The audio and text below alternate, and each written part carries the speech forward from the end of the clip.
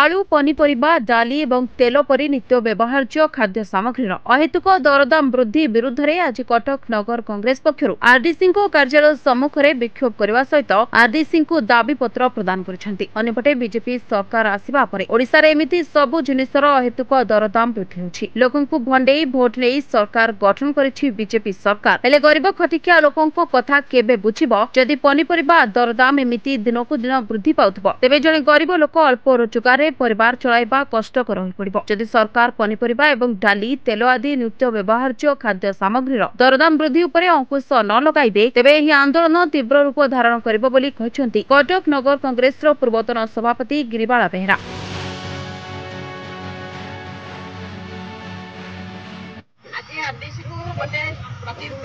दाबीपत्र दिहब ओडिशा रे वर्तमान जो भली भाबरे दरदाम अहेतुक भाबरे वृद्धि होईछि एवं लोक माने विशेष करी साधारण खटिकिया श्रमिक मूलिया मध्यमिक निम्न मध्यमिक चाकरिया को छाड़िक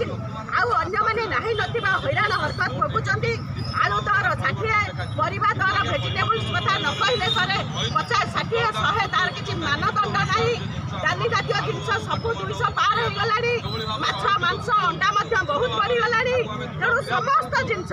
सबु प्रकार खाद्य राति पाइले तो लोक खाइबे ना नहीं तेणु एते बढ़ी जाइछि केंद्र रे मोदी सरकार राज्य रे बीजेपी सरकार मोहन सरकार तेणु लोक को सुविधा दबा कथा किंतु ता परिवर्ते जेभली भाबरे अहेतुक दरदाम वृद्धि करी जाइछि तेणु लोक को भंडेई करी मिछा कथा कही प्रवंचना करी जो भोट नहीं करी आज सरकार गढ़िले किंतु ता परिवर्ते आज लोक आज कांदुचंती ताको पेट को आज नाता मारी बीजेपी सरकार तेणु तुरंत दीर्घकालीन भितर ए सब दरदाम ह्रास करा जाऊ। आलू 15 टंका हवा कथा कारण आलू गोटे परिबा एटा समस्त दरकार आबाल वृद्ध बनिता छुआटू नहीं समस्ते सबू जिनस आलू दरकार तेणु गोटे अत्यावश्यक जिनस हूँ आलू आज समस्त परिबा पत्र आलू अदा पियाज रसुण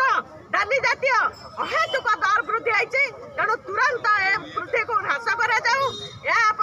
तुरंत विचार विमर्श करा जाऊ केंद्र सरकार राज्य सरकार का मध्य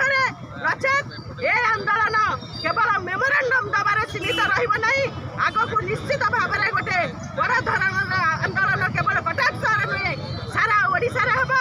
आज बारवाटी कटकर विधायक नेतृत्व में ए आंदोलन आज आरटीसी को आम स्वतंत्र भाव में आज दाबीपत्र